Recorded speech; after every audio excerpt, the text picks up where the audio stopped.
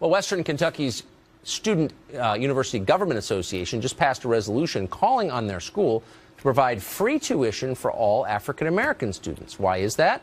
Well, they say it's to make reparations for slavery, a practice abolished more than 150 years ago. The resolution also, by the way, denounces standardized tests for, quote, upholding white supremacy, and calls on the school to admit any currently incarcerated black person who wants to attend. They do not exclude violent criminals from that category. Andrea Ambaum is a student senator at Western Kentucky University. She co-authored the resolution in question, and she joins us now. Andrea, thanks for coming on. Hi, thank you for having me. Well, of course. It's Andrea Ambaum, by the way. I beg your pardon. In either case, we're glad to have you. That's fine. It's Adrian. So I understand the reasoning. I think it's really clear. I don't think I agree, but there's no mystery about what this is about. But some of the details are unclear. So, for example, would the category, the benefits from this, include black students whose families weren't in the United States during the slaveholding period? Recent arrivals, for example. I actually can't hear you very clearly. Let me try turning up the volume. If you would. So let me just restate my question. Of course. The question is, would this apply to students whose families weren't here when slavery existed in the United States? So a lot of recent immigrants from Africa, the Caribbean, would they benefit from this? So when we talk about reparations, we're definitely specifically talking about people who have direct ties to slavery, Jim Crow, and segregation. I think that there are separate but just as important conversations to have about African immigrants, Caribbean immigrants who come here and also face racial discrimination that inhibits them from education as well. Huh. So even people whose families didn't suffer under state-sponsored discrimination or under slavery would be entitled to that. Those groups tend to do, as I'm sure you know from looking at the numbers, pretty well. In a lot of cases, out-earn native-born Americans. Why would they be entitled to this also, or to any special consideration? So you're using the word entitled, and I don't know if that's the right word. When we talk about African immigrants who come here and face racial discrimination, I can actually speak on this very uniquely because I am the daughter of immigrants who came here. There is unique discrimination that faces African immigrants that many people don't talk about. Well, I feel like as this proposal specifically focuses on black Americans who have dealt with the effects of slavery and the inability to pass on wealth, which is really the big point that makes these groups disenfranchised and unable to get to college as readily as some groups are. Okay.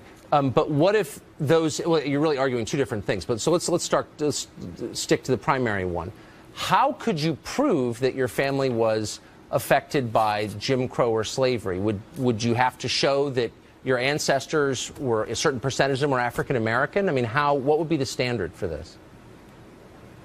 So these are important questions, and I'm actually glad you're asking them because the whole point of this resolution was to get a conversation started about reparations owed to black Americans, specifically in the form of education. So there are small details, such as the ones you're pointing out, that would need to be more nuanced and more focused on, but I don't think it's very difficult to prove that someone who hasn't immigrated here has suffered from the effects of slavery, Jim Crow, and segregation. I'm not sure they're small details, though, and they kind of get to the heart of what I think may be the problem with this, or one of the problems with it, and that is you might have a body like your university or the U.S. government or a state government doing blood tests on people to decide who's in what racial category and then giving people benefits on the basis of that. And that used to be considered really creepy, you know, because it evoked earlier and uglier times when government would decide what category you were in based on your blood and help some people and hurt others. Does that give you any pause at all? I think saying that it hurts others, I don't know what exactly you mean by that. So the whole point of the resolution is that college should be accessible to everyone. Right. And right now there are historical obstacles in place that uniquely affect black Americans that make college so that it's not accessible. Universities love to use words like diversity, inclusion, but they fail to recognize how slavery, Jim Crow, segregation, how all of these things still affect a lot lot of black youth today and make it very hard for them to get into college, and more specifically, pay for college. So the idea is not that this would hurt anybody. It would help people. And well, wait, hold on. I'm sorry. Let me stop you there. And I don't think everything you're saying is crazy or anything, but the idea that no one would be hurt by preferences for some doesn't really hold up. If I have 3 kids and I give 2 ice cream but not the third, I'm kind of hurting that kid because I'm showing favoritism to the other kids. And so, of course, it does. Any kind of segregation was bad because it showed favoritism to one group on the basis of that group's race. And this seems pretty much exactly the same as that. Why is it different? And the word you use, favoritism, that's really important. To say that paying back African Americans for capturing them, enslaving them, then segregating them and pushing them into communities, to say that paying them back is favoritism, it's just not the right word, right? Well, it's I don't know. And hold on here. An 18-year-old African American, maybe his parents are doctors, if you're giving him benefits over, I don't know, someone of a different color from a poorer background, it doesn't seem like justice to me. Does it to you? And that happens, by the way, a lot. I don't know if it happens a lot, but it certainly happens. I've seen it happen. Here is, sure, when you talk about economic privilege, some groups in different races are more privileged than others. That's a fact. That's true. But when we're talking about specifically black students getting into college, there are huge disparities in comparison. And that's really the point of this resolution, is to talk about those disparities and bring those to light. I wish we had more time because I think it's a really interesting conversation. Thanks for joining us tonight.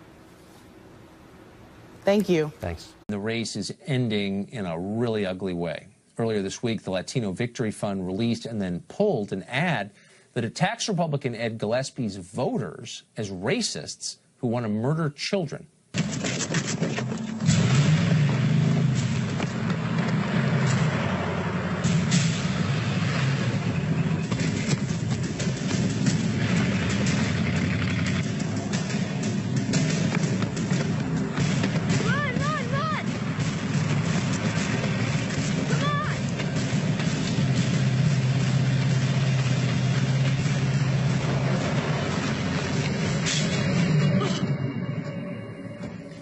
Democrat Ralph Northam's campaign has tried to distance itself from the ad, which is self-evidently disgusting.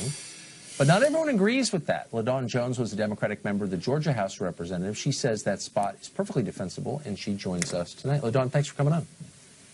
Thanks for having me back, Tucker. So I guess what bothers me about the ad, I mean, it's clearly race baiting, but it's also factually untrue. There are no Gillespie voters that I'm aware of who have run anyone down with a truck. This ad is only designed to play upon people's racial fears, and it's hard to see how anyone could defend it. How could you? Well, I find it interesting that you've managed to poll all of the Gillespie voters to find out what they do in their private time.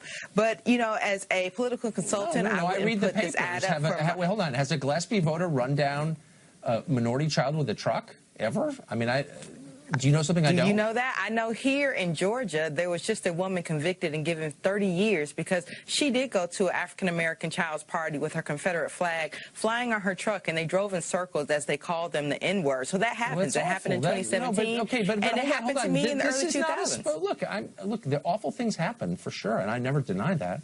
But this is a political ad in a governor's race aimed at a specific candidate and his voters, and there's no evidence that anything it suggests is true. There are no Gillespie voters who've done this. By the way, we just had a kind of mirror image of this in New York City this week, where a radical Muslim ran down people in a truck. One of the reasons they pulled this ad. Do you see any irony in that? What I do see the most irony in is that in America, you can look at what happened in New York as terrorism, but when we talk about Charlottesville, in Virginia, where this race is going on, you pretend like that's not terrorism, as if that man with a Confederate flag on his car did not run over the poor woman, Heather Hayden. You know, so that's part of the problem. Wait, hold on. So slow down. I don't know who you're talking about. I would never defend that. It's appalling. I think that is a kind of terrorism. I mean, of course, it evoked terror in people. No one's defending that, certainly not on this show. But the point is, but this you're is a saying that this is ad. a non-realistic ad. And in What America, what you have to understand is that there are Americans who are really afraid of this. Okay, but hold on. This ad is designed to win votes for a candidate away from another candidate, to terrify people. And the ad says this guy supports running down minority children. And that's a lie. And it's the worst kind of racial demagoguery because it's preying upon people's fears. It's the kind of thing the left is always denouncing. Oh, it's racial demagoguery. Here you have an example of racial demagoguery, and you're endorsing it. Why?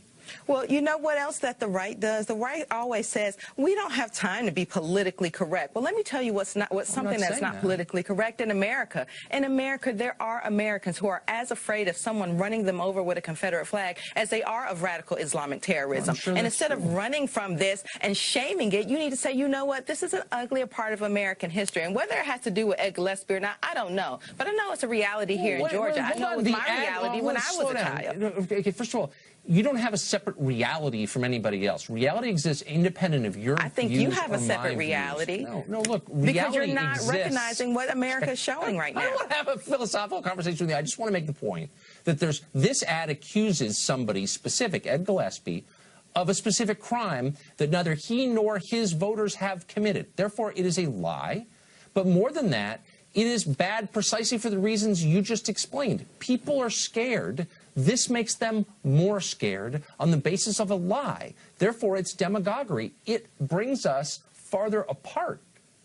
Do you see what I'm saying? Poor Tucker, what you don't realize is that without this ad, there were already Americans who were afraid of this reality. This ad just depicts that. And the fact that you're running from it and trying to fight that is the problem with America. It's the problem with Republicans. This is something that we are truly afraid of. In the same way you are. Therefore, I'm part of the problem? I'm totally confused. Is there an Ed Gillespie supporter who's done this? Who?